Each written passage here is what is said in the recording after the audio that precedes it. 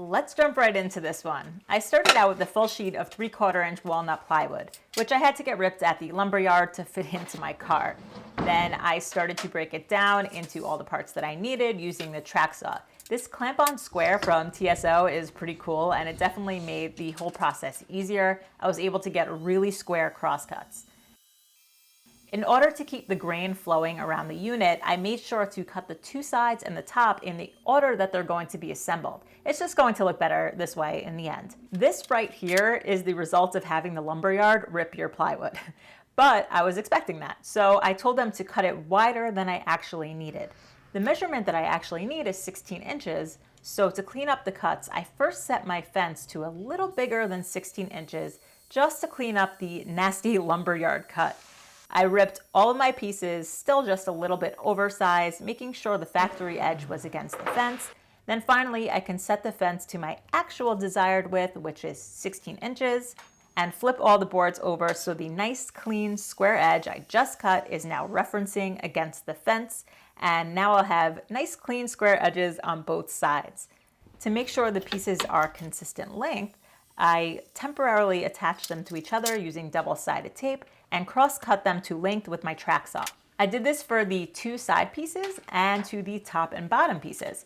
Doing it like this is definitely easier for me than having to mark and measure on each piece separately. It's also more accurate in my opinion. Next up, I needed to make these stop dados that will hold the center divider. To do this, I made a jig. I decided that it would be more accurate to route both dados at the same time. I just made sure the edges of the boards were lined up really well, and then I clamped them together and set the jig down with double-sided tape, making sure that it was square on all sides multiple times. Once square, I could just run the router along the jig, making multiple passes to get the desired depth, which is about half the thickness of the material. I find that most of my mistakes happen because of measuring. So I like to take measuring out of the equation as often as I possibly can. So doing little things like this, like routing both dados at the same time, really improves the quality of my work in the end. Of course, the router leaves rounded corners in the dados, so I squared them up using a chisel, which is always fun to do. Then I got to working on the edge banding of the corners.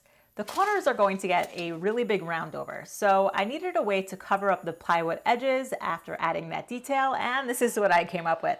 I actually made a whole separate video going into detail on this whole process if you're interested in checking that out. After cutting the walnut into square stock, I cut a groove into two sides of the pieces. Then I added a tiny little chamfer on the inside corners of the plywood to make up the difference in the thickness between the hardwood and the plywood, and then brought those over to the router table to cut the same groove into the side. Those grooves will be connected with a spline. So I found some maple scrap that was the correct thickness and ripped those to width. I did a test fit on all the parts and it was really satisfying to see it all snap into place.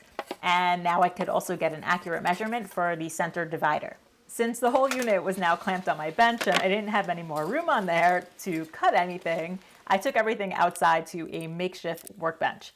I think this shot is really funny because usually with these videos, I only show the actual cutting. Look at how much back and forth and moving around and measuring and setting up and forgetting my pencil and measuring again there is to make one single cut. And I actually got it perfect on that first try, which was cool. And you know what's not cool? When you cut up a piece you actually need. So I just wish I didn't have to learn that one the hard way. I also made sure to mark out the orientation of all these boards because next up I'm adding a rabbet to the backs of all the pieces. This rabbet will hold the 1/4 inch back panel. This was simple to do using an edge guide with my trim router, and this step totally doesn't need to be done now. It could be done after the glue up with a rabbeting bit, but I just like to do it before. Ooh, and there was this really tiny little sliver of plywood left over on the edge, which was really fun to clean up with a chisel. Just a few more details before I can assemble these pieces. The center divider needs to be notched out to fit into the stop dado, which was really easy to cut using a fence at the bandsaw. Moving on, I figured it would be easier to drill for the shelf pins before assembly. So I marked and drilled out all the hole locations on all the sides. And I know that they make jigs that are just for this purpose, and I know that I could have easily made a jig. I just really wasn't in the mood to make a jig that day. I know. All the prep work is now done on the panels and it's time for the glue up. Warning, this project has a lot of glue ups. I decided to break this glue up down so it would be less stressful. So first I just worked on these sides. I glued the hardwood corners into the plywood sides using the splines, and I left those pieces long so that I didn't have to worry about the perfect placement during the glue up. Glue up number 2. I just put on some 1/4 inch thick edge banding onto the front of the center divider. I chose to use my hand planes for this because it was fun for me to do, but you can totally use a flush trim bit in your router if you're so inclined. The edge banding needs to be flushed up on the end so that it's flush with the notch that was cut in the plywood earlier, and this could also be done on the table saw or a bandsaw, and the excess corner edge banding on the side panels are flushed up as well. I use my Tracksaw here, but you can use a handsaw or table saw as well. Always options. On to the main assembly. All right, I've done a dry fit, so it should all go okay, right? I did a dry fit of just the side panels without the center divider. Big mistake. You'll see why in a little bit. The splines just made it so easy to align everything, and it's added strength. I really like this. All right. I was feeling so confident at this point. It was all going so smoothly. Then I decided to add in the center divider.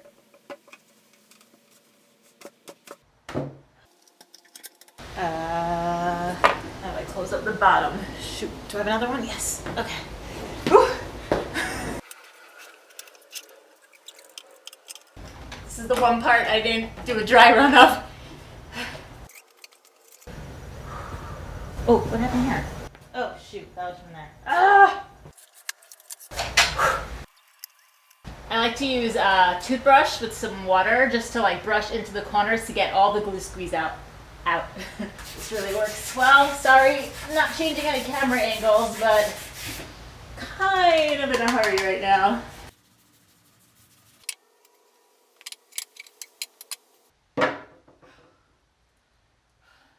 Why do I do this to myself? Okay. Woo! Right, moving on. When the glue dried, I cut off all the excess splines and I flushed up all the edges with a block plane to get it ready for the edge banding.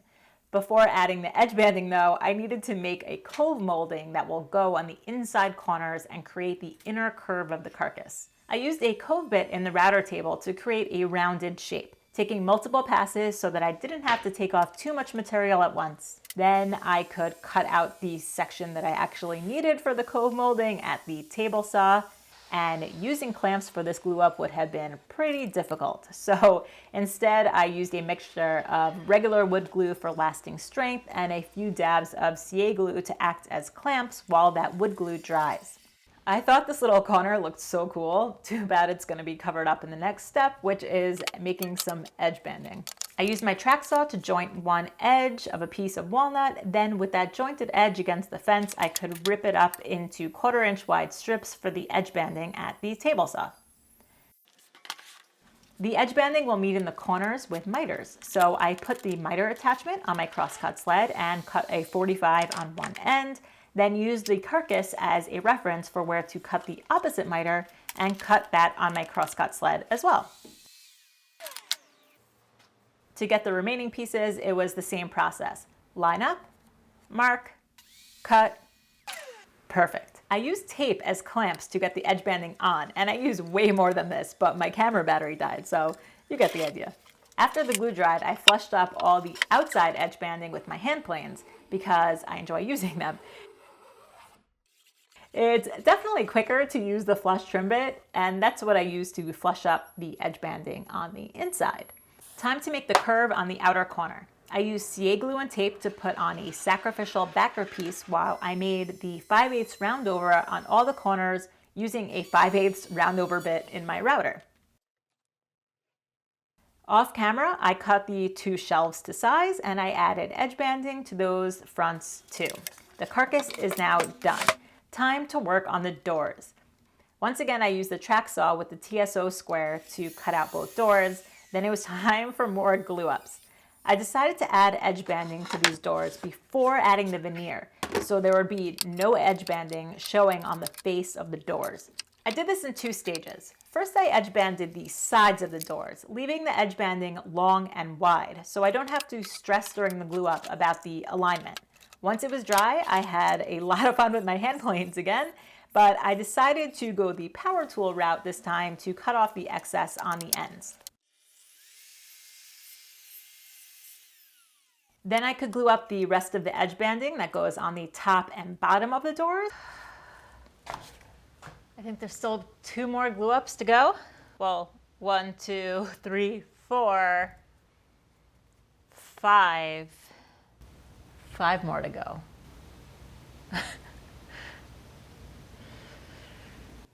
All right, let's do it. And then again, I chose all hand tools this time to flush everything up. I've been really loving this new block plane. I'll make sure to link it down below. All right, now we get to the fun part, the veneers. I made this quick resaw fence to help support these really wide boards, and I resawed the veneers to somewhere between an 1/8 and a 1/16 at the bandsaw. After each cut, I would pass the board through the planer to get a clean face and then just rinse and repeat. The resaw fence was great, but I had some inconsistencies in some of the veneer thicknesses, and I think it's because I wasn't using a tall feather board.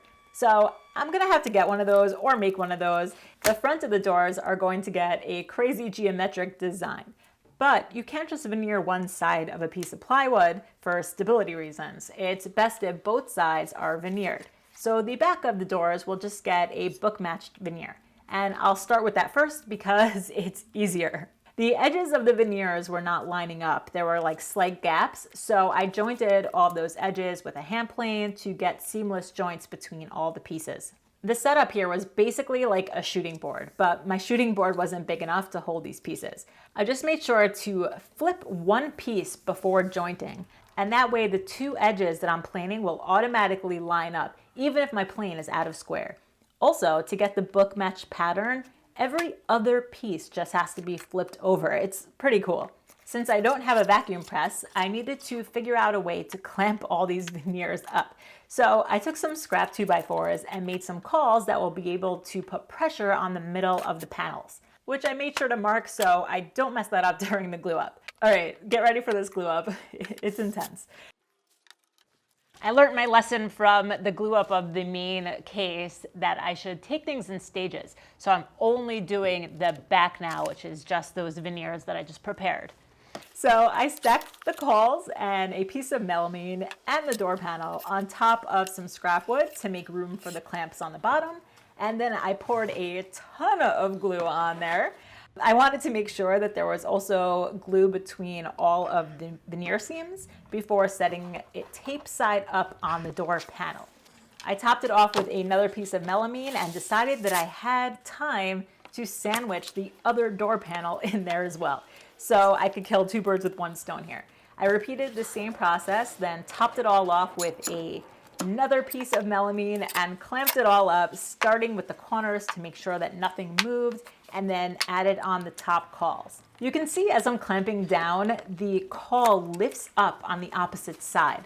Then when I clamp on the lifted side, the hump in the middle of the cawls will put pressure on the center of the panels. Then I added a billion more clamps and set it off to dry overnight. I really hope this worked out. Please be good.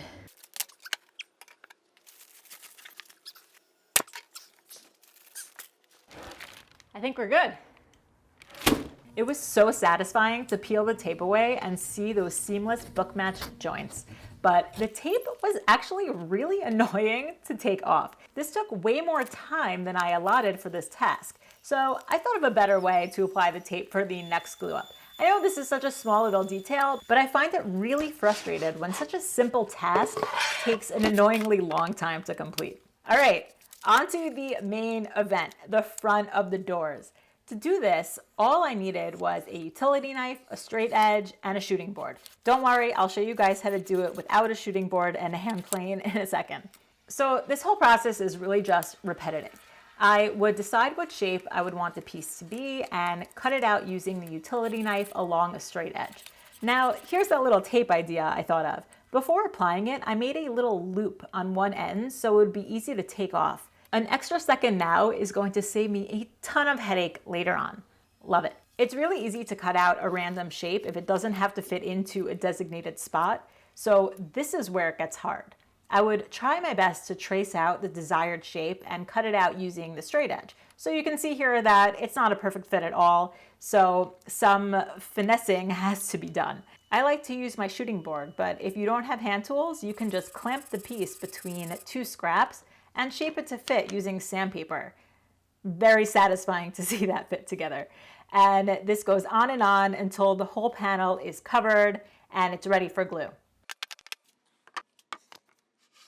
This time I'm only going to do one at a time because I just need to make sure that everything is really aligned and all the edges are aligned, and I don't want to mess this up. I did the same process as before using the cauls, a ton of glue and a gajillion clamps.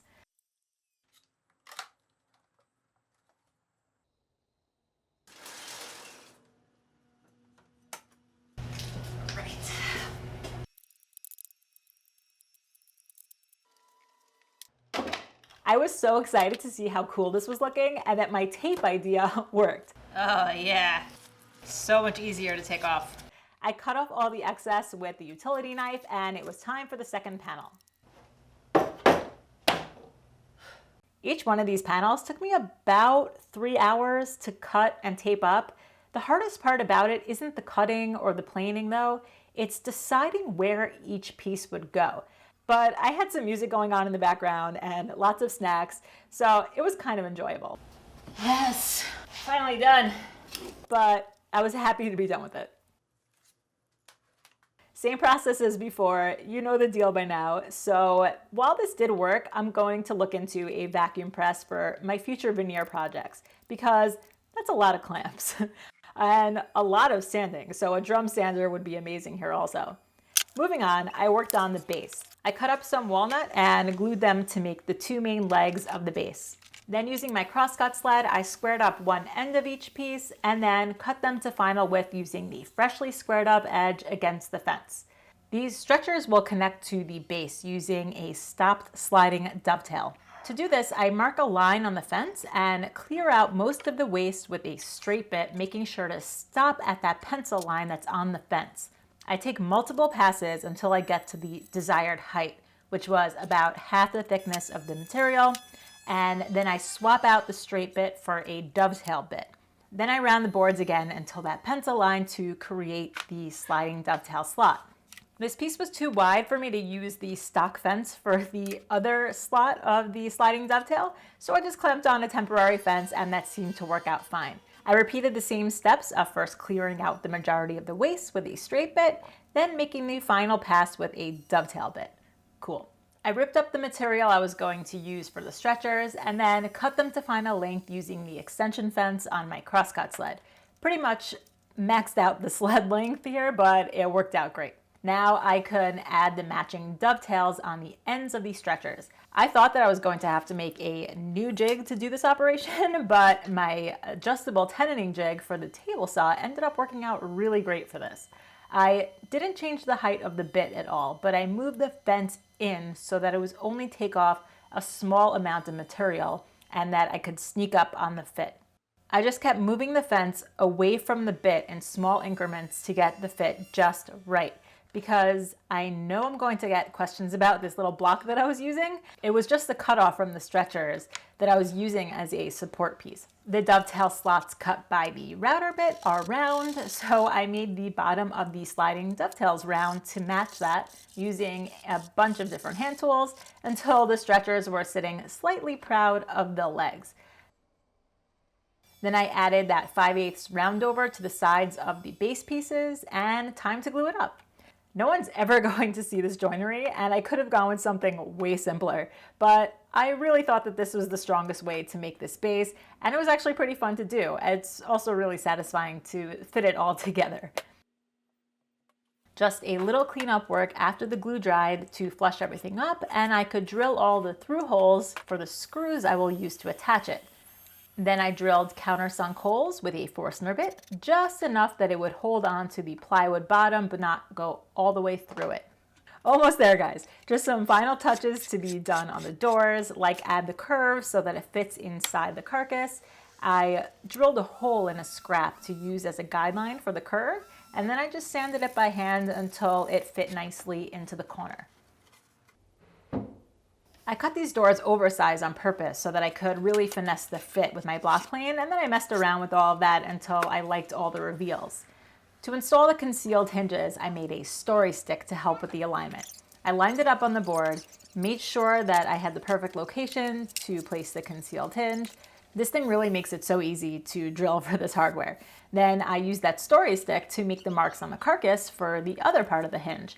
I drilled them into place using a center line I marked out and a combo square for the correct distance against the front of the carcass. I like to do the hardware before all the final details like the 1/8" roundovers and the sanding so that I can make any adjustments before it's too late. Finally, time for the finish. I thought it would be easier to finish the inside without the back on so that I could reach into the corners more easily. And I was right, it was super easy. But before I installed the back, I needed to notch out the corners to make room for that corner filler piece that I had on the carcass. So I used my combo square to get the correct depth and then quickly cut the corners with a handsaw. The back is going to be glued and brad nailed into place, and I wanted to make sure that the glue will actually stick. So I taped up the edges before applying the finish. I meant to also mark off a line by the divider. I was gonna add glue there. Oh well. Oh well. I added the glue all around the rabbet and the back fit right into place. I just needed to lock it down with some brads, and off camera I did a bunch of sanding before applying the finish. The oil looked really great on the carcass, but I could not wait to see these doors. So excited to do the other side.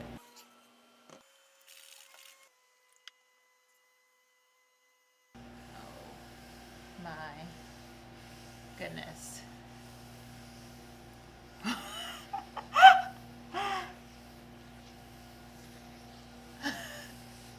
I cannot get over this.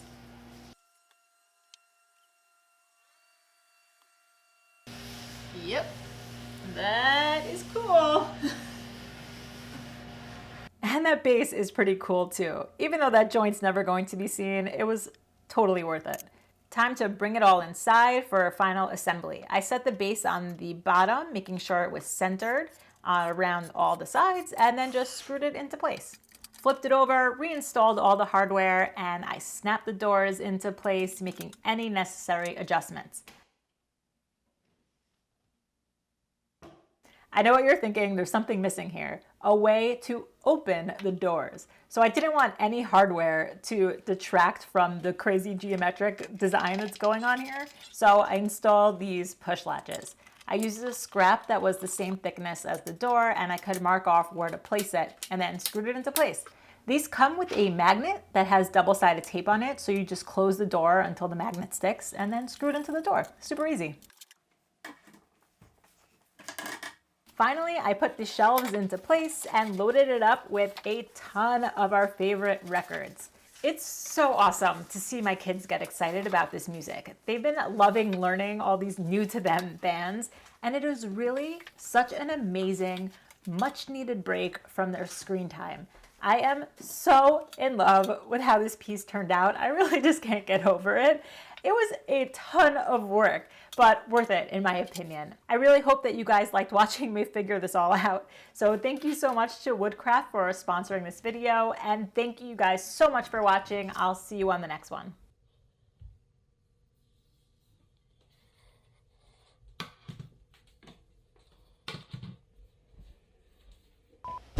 Whoa. Oh, great, my kids just came home. Go inside. I'll be right there. What? Mom, What? Yeah? I want to play a game with you. You want to play a game with me? I'll be inside in 2 minutes. We can play a game, okay?